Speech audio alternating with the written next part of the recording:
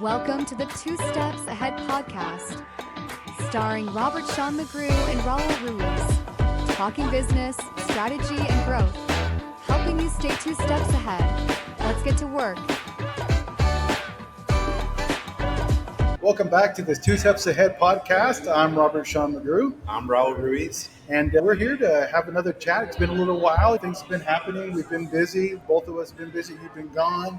I've been here, been crying.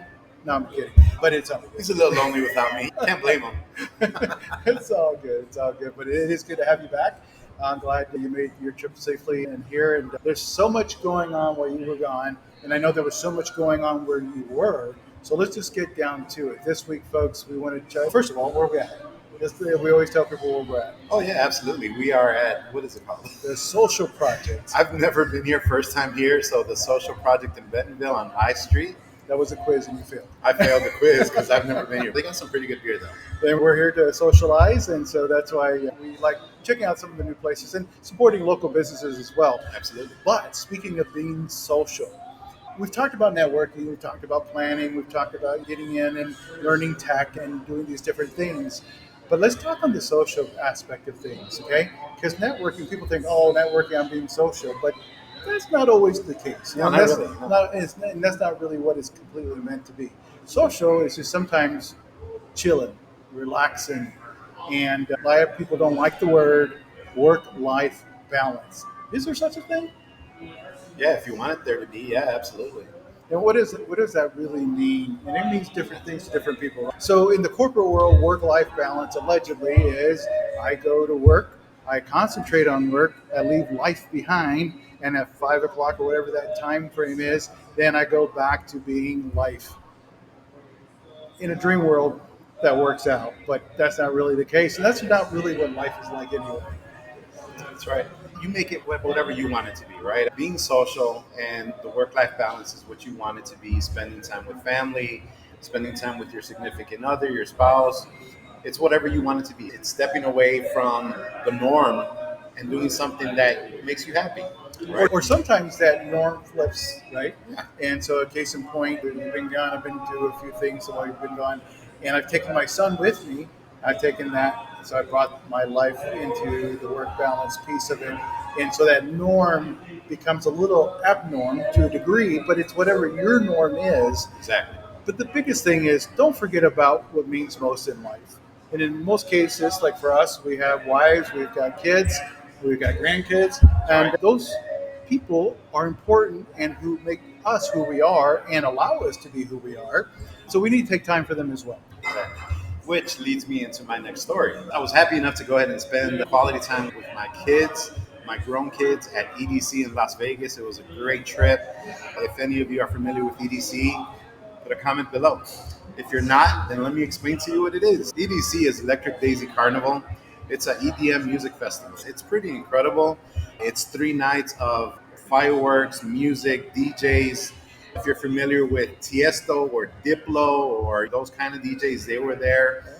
They got more contemporary DJs. I'm going to say, oh my gosh, Toki Monster, James Hype, Dioro. It's just a great atmosphere. It's all about peace, love, and unity. You should experience something like that at least once in your lifetime. I had the pleasure of doing it with my family. We did the Camp EDC. It was a fantastic time. Did some drinking, some eating, some partying, as far as listening to some great music. It was a great time. DJing, which my man over here can DJ for sure, so but yeah, that was my quality time, my getaway from the everyday. That's awesome. That's really awesome. And speaking of getting away from the everyday, so you went away and did something. A lot of people are coming here to our area this weekend as we record this podcast for this little thing here that people get on and have fun with. My kids are included in that. So cycling, if you're in the cycle world, if you love cycling, Bike Fest is happening right here in Northwest Arkansas, and it brings people from all over the place. And as you can tell, I'm a big proponent of NICA, which is the National Interscholastic Cycling Association for kids, which both of my kids are part of, and they joined and they are just monsters. They literally shred the trails while Dad is eating dirt. Yes, I've taken a dip a couple times and a few scars to prove it, but it's neither here nor there. But the point is, it's things that like my family, my kids in this case, really enjoy. And so we're going to be out there checking it out. They've got some master pros coming in. They're going to do some tricks and do some awesome. I don't know what the vernacular is, so I shouldn't even try. I wouldn't try to be cool because Dad's not cool. That's trying to learn the lingo. That doesn't know the lingo, but that's okay though. That's okay. We mentioned this before, right? Bentonville, Arkansas is the Mountain biking capital of the world. exactly. It's a MTV, mouthful. baby. It's a mouthful. So yeah, we are the mountain capital of the world. Mountain biking capital. Mountain bike capital of the world. So you don't know the get it vernacular, right. and he's talking about me. Okay, we see how this goes. So it's a great area. We got 40 miles of trails, and I think they're adding more every other month or whatever. It's a growing industry, and bikes are definitely in right now. So he's trying to be cool. You'd be cool as well. The U.S. Cycling Association actually has an office now in Bentonville, Incredible. and a lot of Olympic riders practice and ride right here, train here in Bentonville. So it's really cool. But getting back to that work-life balance. So you talk about an event that you went to here recently, and my kids will be in this event this weekend. But how does work-life balance truly work in a sense of today's world? In the older world, in the world that we grew up in corporate America and all, you always had to like divide, you had to stop certain things, you had to put things in boxes. So I got my work hat on, so that's what I'm concentrating on. I take it off to put my family hat on. But now today, the tables have turned. The world, especially with the gig economy, things are a lot different. They're not the same as they were. Yeah, I think when you talk about the olden days when we grew up working, I think you got to the point of burnout stage, and then let's go ahead and focus on family. Nowadays, you want to prevent getting to the burnout stage. You want to get to the stage where you are happy, excited, motivated to do things at work and at home to keep going. You don't want to get to the burnout stage, definitely. So that's, to me, that's what work-life balance is, right? Having that work-life balance where you're comfortable enough to do both at any time without burnout. What are some of the things you're in the recruiting world? So you talk to a lot of talent out there that is trying to get a job somewhere, and of course the companies that are trying to hire them.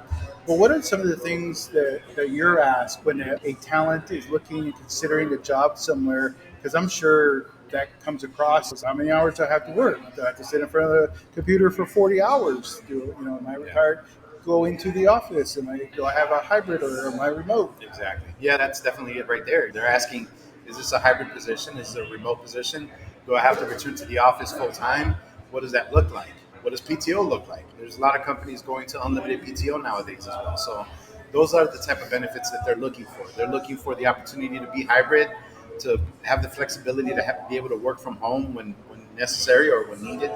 Or if it's a totally remote position, I will be honest with you. People work super hard when they work from home.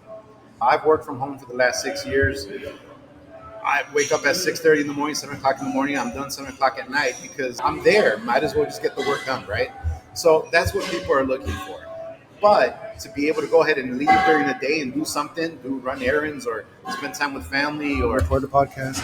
record a podcast, just like we're doing right now, it gives you the flexibility to do that. And that's exactly what employees are looking for. I agree. I think a lot of companies are opening up a little bit more. Just down the road here, the world's largest company, retailer, built a huge new campus, and they built it around communities, bike trails. There's a park that they're putting in place, and there's going to be retail and shops and restaurants. So where public and corporate come together. And it'd be nice because a lot of the people, their associates, can go downstairs and have lunch with their family or jump on a bike and ride around a little bit. And not just that, but around this area in general with the trails you mentioned earlier, too. You could actually go from here to Fayetteville, where the University of Arkansas is. For those that aren't familiar, it's about a 25-mile stretch. Not that far, but you could go on a bike if you wanted to. 25 miles is 25 miles. It is. I'll have a few more and you'll be ready. That's true. But At least I think I'll be ready. I'm not sure. But taking that time, speaking of which, I've actually been thinking about this. Last year, I was really intentional, and I haven't been as intentional this year, that once a week, I took a walk for 30 minutes and I hit one of the trails and looked at I love nature. I love just the peacefulness of it. But it's also a good time to have conversations. Take somebody along. Get them involved too. Besides the exercise, the circulation, motivation, the separation from what you're actually doing, being intentional with whoever you are with, it's very meaningful and it helps rejuvenate. Yeah. Take time for yourself, right? It's very important. For example, a couple weeks ago, it was a really nice day. It was 75 degrees and sunny, and me and the wife went out and went to Osage Park here in Bentonville. Got to see the sunset. Got to walk an hour and 15 minutes just to take a load off, to just unwind, talk, have a great time, and then head back home. It's those moments that are precious that you should take advantage of, even if it's an hour. One of the things that we're not good at, no matter where we're at, is doing things in your own backyard. And I'll give you a perfect example. I moved here many moons ago from San Antonio. And when I was in San Antonio for 4 years, I had never visited the Alamo. It was down the road. Never went. I moved here, and a year afterwards, I went back to visit. Your hometown. And I went to go see the Alamo. And I've actually been there several times since then. But it's one of those things. It's right there. It's available to you. But yet you don't even worry about it or try to make the effort. A lot of areas, like our areas, being intentional to try to get people to come out. Here we have a very heavy art scene. We have a very heavy food scene, the farm to table concept. So everything's like really fresh. So instead of going out and you're eating at big chain restaurants, you're eating at local mom and pop shops that are actually getting food from Farmer Joe's farm and bringing it straight to your table. Of course, after a little washing, cooking, and everything, but nonetheless. And then there's the biking scene, and then there's people run around here too. And one of the biggest things, and actually when I left somewhere earlier meeting somebody today, they told me they were headed out to go play some pickleball. And pickleball is another one of those things too that is big. And here locally, we've got a lot of pickleball courts. Yeah. Did you know that in Springdown on the road, they're actually trying to create, I don't know if it's the world's largest, but it's going to be one of the largest pickleball arenas in the world. That. Yeah. And then also, speaking of while we're on that tangent, is in one of the local high school students that's just graduated, he created a company of his own, registered, and he created a pickleball paddle that's got some AI relation chips in it to be able to watch your strokes, and so like after you finish against yourself, and how bad you are in my case, or how good you are against somebody. So that's awesome. I had no idea. That's incredible. But I will say, for anybody out there that has a connection with chicken and pickle, have them come to Northwest Arkansas. This is a great area to establish a business like that. I don't know if you've heard of them before. I have, but yeah. Yeah, they should come here because we're anxious to play pickleball. Yes, I play pickleball. No, I'm just thinking, how do we put a microphone on the court? We can talk while we're playing. We might be able to do that at some point. That might be on the agenda. We can put that on the paddle. Can't promise you, but we'll give it a try. Yeah. But one more thing on pickleball before we get off. Did you know that there is pro pickleball? There is a pro pickleball league. I was flipping through channels the other day, and I was like, what? Yes, there is. There's tournaments and everything, yes. So, 2 Steps Ahead could be a sponsor on your shirt. That's right. And don't forget, support local, right? That's right. I know I said chicken and pickle, but support local. We try to stop by at different breweries and do our podcast every so often from the brewery because they're all locally man-owned. Enjoy them. Enjoy beer. I'm enjoying this beer. That's what? 8.4? It's pretty strong. Cheers. 8.4? 8.4. No, I'd be sleeping already. No, but you're right. Support local. We're big on making sure that the locals get support. That's what I'm into the startup community and entrepreneurs to here because that's the backbone of America. Yes, we've got all the big companies and the ones that are making different chains and products and stuff, and those are all good. It's all part of it too. But if you really look at it, the majority of business done in America is small business. Absolutely. Yeah. That is the backbone of America. That's all right. So work-life balance, backbone, those two kind of go hand in hand. Why? Because these folks that are doing this kind of stuff too, they have families. They need some help. And they're doing it for their families, but also because the spirit of entrepreneurship is some of that freedom, right? And being able to choose how and when you do stuff, but don't forget about why. Yeah.